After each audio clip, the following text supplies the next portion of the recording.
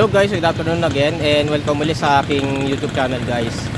And meron tayo pupunta na isang taguring na historical landmark dito sa Calamba guys, no. Actually napanood ko lang to sa isang series sa Magandang Gabi Bayan. Although napakaluma na niya since 2023 pa siya. Actually itong lugar na to ay dating damuhan. Na-feature sa Magandang Gabi Bayan. Masukal pa siya ngayon. Actually parang civilized na yung lugar. So pero makikita natin kung ano ba yung progress dun sa barangay nito. So itong barangay nito guys, sa pupuntahan natin ay meron ditong isang parang yun nga yung sabi as I said kanina, isang historical shrine na na nagpapaalala nung nangyaring 12 de Pebrero dito sa Calamba guys. So yun yung 12 de Pebrero guys, ano yun, isang madilim na nakaraan dito sa Calamba yun, no, kung saan ay maraming pinatay nung panahon ng mga Hapon. So ipapakita natin yun kung saan lugar yun. Pinabaybay natin guys ay ito yung kahabaan ng Chipeco Avenue papunta sa may mismong poblasyon ng Calamba. Mapupuntahan natin yung barangay Sampirohan dito sa Calamba. Yun yung sinasabi ko kanina na merong madilim na nakaraan nung World War II, kaya naglagay sila ng isang historical shrine. So papakita ko sa inyo kung anong klaseng historical shrine yun guys. Welcome Barangay 5. Alright, nasa poblasyon na tayo ng Calamba guys. So binabaybay natin ngayon guys, ito yung kahabaan ng Barangay San Jose.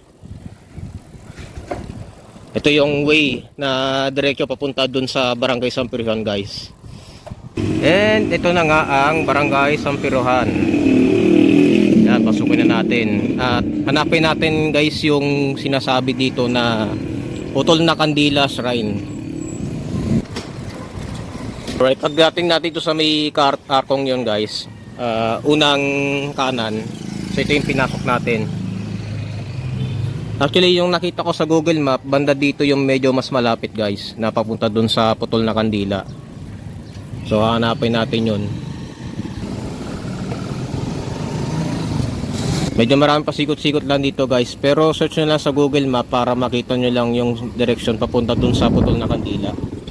Guys, ito yung papunta dun sa yung papunta dun sa may arko ng Sampirohan guys, yung unang kaliwa. Kung dinire-diretso lang natin to, at ang tinuro sa atin guys itong orange na bahay na to na may mataas na may green sa taas, no. Medyo medyo mahirap lang hanapin, pero ang tinuro niya dito daw sa may skritang ito guys, papasok na ito. Tutumbukin lang daw natin to papunta dun sa Putol na Kandila Shrine.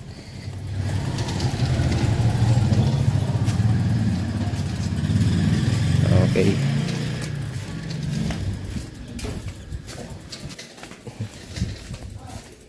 Medyo mahirap lang talaga hanapin kasi skinita pa yung dadaanan nyo.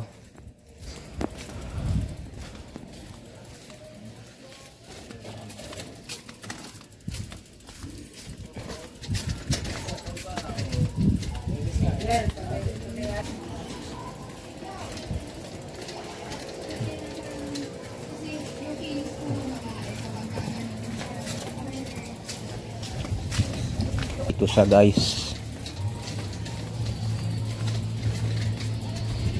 Itong lugar ito yung tinuro sa atin.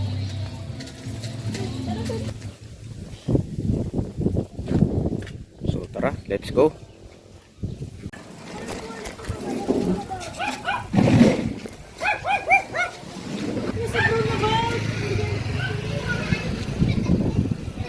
Alright, ito guys.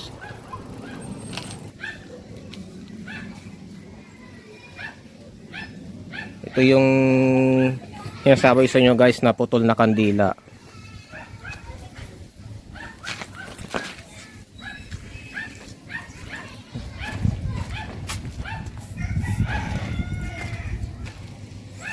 Na picture to sa Magandang Gabi Bayan nung nakaraan. Ito lang yung nakikitang shrine guys, itong lugar na ito. Tapos masukal pa yung daan na ito, tsaka liblib itong lugar na ito. Ngayon may mga bahayan na. Dati kasi way back 2023 na picture to sa Magandang Baybayin. Itong lugar na to, liblib na lugar to eh. Ngayon marami ng bahayan, no. Kaya sabi nga daw na kinatatakutang lugar daw itong ano, sa may malapit sa shrine na ito, guys. Ayan, yung style ng shrine niya, guys, is yun nga, parang putol nga na kandila.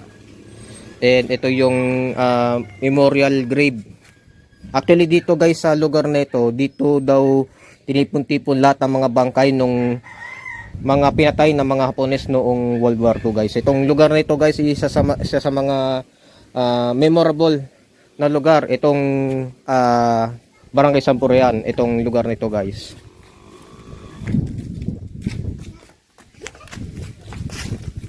Kalungkot man isipin, guys, no, kung babalikan yung alaala nung World War II, guys. Itong lugar na ito, dami daw mga pinatay na mga residente dito nung panahon ng World War II, guys. Itong lugar na ito, may mga malalaking bayan dito eh. Tapos ang ginawa, yun ay naganap nung tinatawag na 12 de Pebrero, guys. Ang lugar na ito sa Sampirohan, kung saan lalo naging agresibo ang mga sundalong Hapones noon dahil nga sa paparating na mga sundalong mga Amerikano. And actually yung Pebrero 12, 1945 na yon, actually ang pagkakalam ko nung una, sa Manila lang nagkaroon ng matinding patayan, pero nadami pala itong Kalamba. Dami dong mga pinatay daw na mga residente dito, guys. Almost mga 70 to 100 person ang mga pinatay nung panahon ng World War II. At ito, tinayo tong gravesite na ito, kung saan dito tinipon-tipon lahat ng mga bangkay na mga pinatay ng mga Hapones. Yan dito sa lugar na ito, guys. Kung kaya na-feature to sa Magandang Baybayin last time, na marami nga daw mga nagpapakitang mga multo daw dito sa lugar na ito. Sa ngayon siguro wala na siguro, kasi nga marami ng bahayan yan sa paligid. Mga barong-barong kasi dati mga nakatayo dito mga bahay. Ngayon medyo sibilisa siya, tsaka marami ng bahayan. Yan, ito nakakaawa yung mga pinatay dito.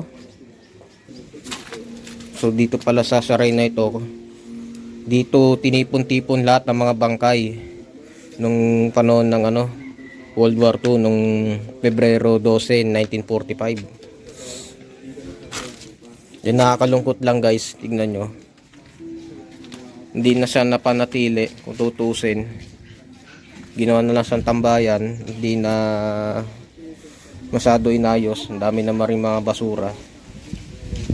Pero sana mapaganda nila itong shrine na ito.